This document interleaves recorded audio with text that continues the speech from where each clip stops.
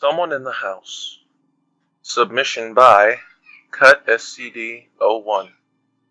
Read to you by Hunter LJ. I am awake. I don't recall falling asleep, and I'm not real sure how I got into bed, but I'm awake now. There's a very distant ringing in my ears, sort of like the aftermath of a concussive blast that makes you deaf. Only, this ringing seems far off inside my head. Must have had a rough night, I suppose, although, honestly, I can't really recall the previous evening, or any evening for that matter. Yep, must have been one hell of a night. I roll out of bed, and my feet hit the cold, hard tile floor of my bedroom. Rubbing my hands over my face, I try to shake the cobwebs of sleep and whatever I may have drank last night out of my head. Glancing out of the nearby window of the bedroom, I see a gloomy, overcast sky and a light rain falling on the leafless forest of trees that surrounds my property. Is it fall? I honestly can't remember. I swear to God, I'll never drink that much again.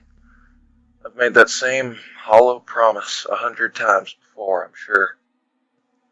Moving off the bed, I walk down the hall and descend the staircase that leads to the main level of the house. The top 3 stairs creaking under my weight as they always do.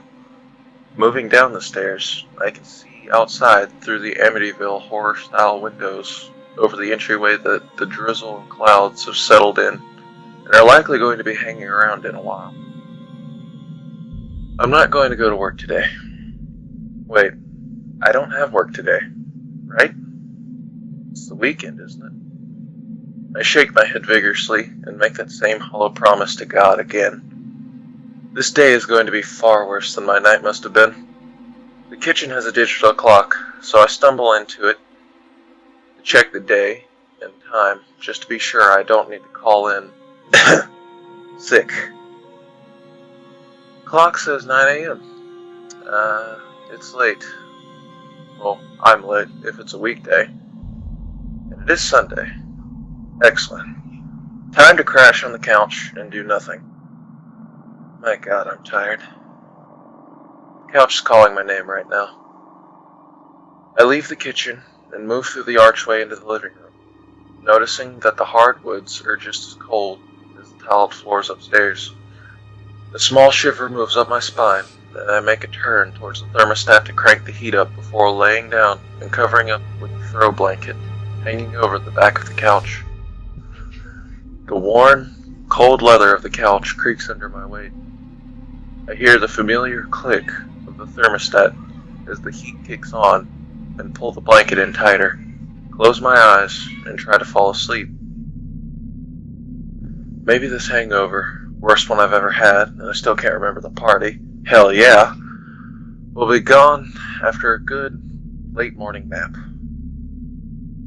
The whispers start immediately.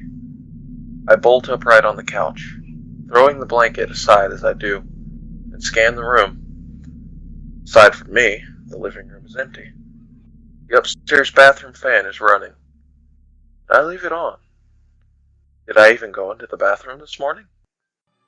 I sneak quietly from the living room, through the kitchen, and peek around the corner, silent as a church mouse. I had to have been a ninja in a past life or something. I look up the stairs and see that the bathroom light is on, and the exhaust fan is definitely running. Maybe I destroyed the toilet last night and left it running to kill the smell before stumbling to bed, I think. But the whispering starts again, and it's coming from the bathroom. No time for subtlety now, so I bolt up the stairs, top 3 creak as usual, and burst into the bathroom. There's someone in here. They're about to get their ass kicked. But the bathroom's empty, and the whispering stopped. Okay, I'm far more hungover than I thought. I flip the bathroom wall switch to kill the lights and the fan, then realize my bed isn't far away at all. Sleep. I need to sleep. I'm so tired. Bed is there, in my room, dark and inviting. I'll just sleep this off and wake up feeling much better. Time for that nap. I lay down on the bed, sinking into the mattress like butter melting on a hot pan. Pull the covers up to my chin, close my eyes, and sleep. Or at least, I think I went to sleep. I'm definitely awake, but I don't recall falling asleep or dreaming. The darkness has crept into the room like a stealthy thief, casting shadows on the far wall that look like little demons ready to jump out of their two-dimensional wall canvas and attack as full-blown three-dimensional horrors. Must be nighttime, because I can't see anything through the window, but I can still hear the faint pattering of the rain on the roof.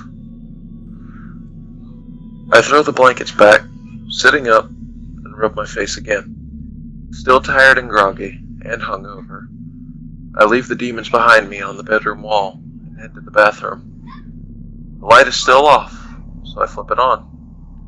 The light from the molded glass fixture dances all over like little crystal ballerinas, and the exhaust fan comes on. I sneak a peek into the toilet. Nope. No prayers offered up to the porcelain god in there, I think to myself, as I turn to the mirror to face myself, dreading the sight I'll behold in this rough state. Sounds from downstairs freeze me as my tracks. It's the unmistakable sound of silverware on plates. Someone's eating dinner in my house. The top 3 stairs creak once again as I fly down to the first floor, bursting, throwing the door and head towards the dinner table by the bay window. There are plates here, remnants of a half-eaten meal on each of them, but whoever was here, eating my food, left in a hurry when they heard me coming. The hardwood floor leading to the front door sounds like a herd of elephants is holding a track meet on it. The bastards are running out the front door.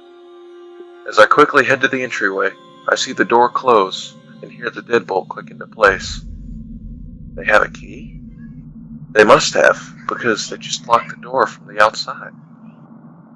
I peer through the stained glass window slits that sit on either side of the front door, but I cannot see anyone in the cold, black, rain-soaked night.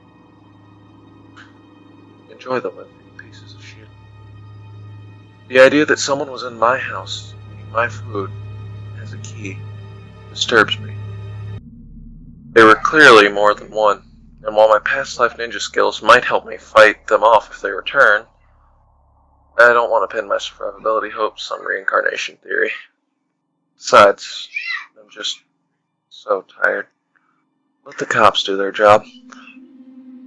I grab the phone off the wall and dial 911. Nothing.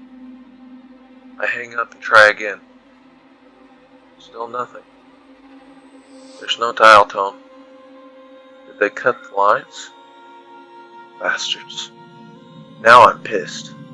They were clearly in my house, eating my food, and now they've cut the phone lines? Well, they don't have a car, because I would have heard it fire up and drive off.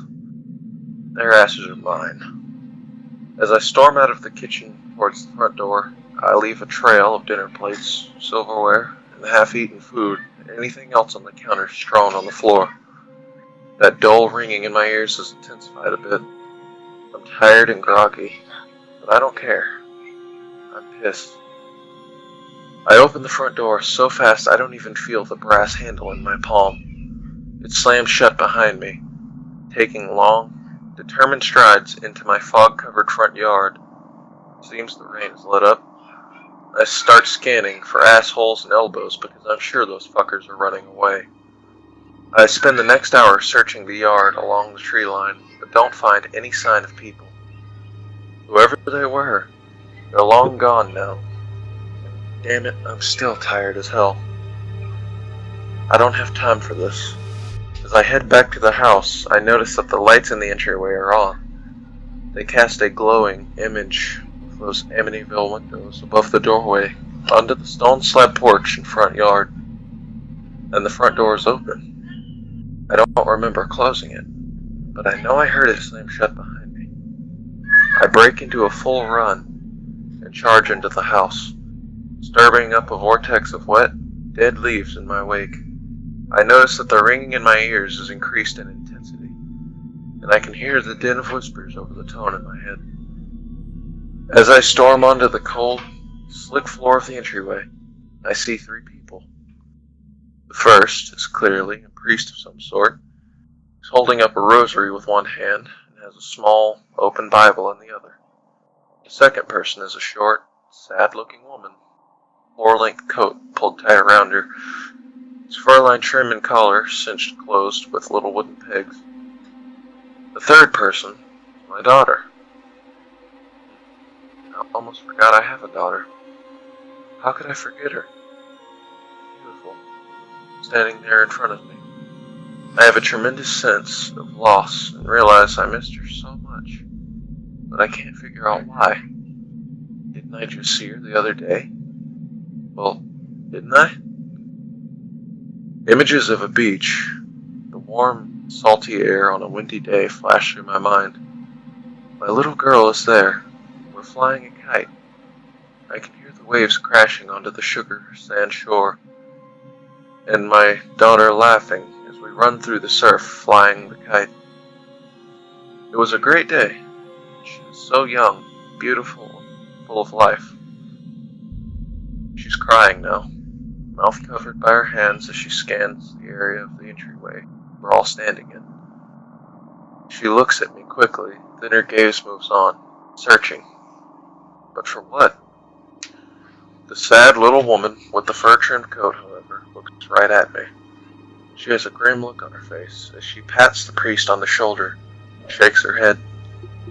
The priest stops waving that stupid rosary around and goes silent, then moves to hold my daughter as if to console her. "He is here," says the short woman. My daughter lets out a sob, and ringing in my ears gets loud. He's confused and angry. He doesn't understand yet. My daughter uncovers her mouth, and her lips quiver. She squints her eyes as if to hold back more tears. "Can he hear me? What's he saying?" she asks. The short woman shakes her head. "It doesn't work like that. He can hear you, yes, but I don't hear what he says, just emotions, feelings. You can speak to him." My little girl, no longer as I realized she is a full-grown woman now, wipes tears from her eyes, sniffles, and offers a smile. I sort of laugh, because she must think she's looking at me, but she's looking just off to my left. But why wouldn't she be able to look right at me? I'm standing in front of them all. "Dad, you can go now. We're going to be okay. Mom and I love you and miss you so much. But you have to go. You will be better off." My daughter laughs a little and smiles, that smile I always love to see. "Don't worry, I won't let Mom sell the house. I know you love it." The ringing in my ears is clearly deafening now, but I don't care. Why is she talking to me like this? Why does she want me to leave? And why is she not the 10-year-old girl from my memory? I begin screaming these questions to her. The ringing has become full-blown pain in my head, but I don't care. I press my hands to my ears, trying to block out the noise, and continue screaming my questions at my daughter. The short woman shakes her head again. She casts a sad look towards my daughter. "He is angry, and he is screaming at you.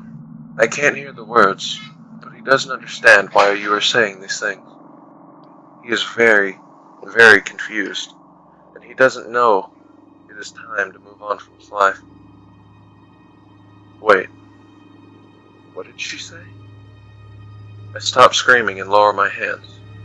The ringing in my ears is subsiding, and instead begins a slow descent to a single, harmonious tone. What does she mean that it's time to move on? My daughter smiles again. I've missed that so much. "Daddy, we love you. It's time for you to move on. You can't keep scaring the hell out of Mom and me. We appreciate you staying with us to make sure we're okay. And we are. But you need to go."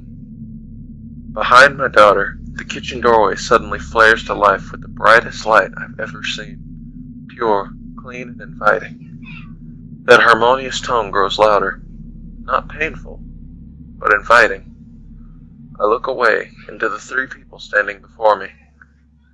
They don't see the light, but it beckons me, so I begin to walk towards it. The short woman pats my daughter's hand and nods her head. Her smile tells me she knows what's happening, even if I don't. I move closer to the light, its beams of light falling over me like long, loving arms, pulling me into their embrace. The tunnel entrance is so close now, but I stop and turn to look at my daughter one last time. I mouth the words, "I love you," knowing that no sound will come from my lips. The short woman whispers to my daughter. She sobs briefly, then says, "I love you too, Daddy." I step into the tunnel and let the light take me. The tunnel isn't very long, and the light near me begins to shift. I can smell warm, salty air, and I hear the crash of waves on a sugar sand shore. My little girl giggles. And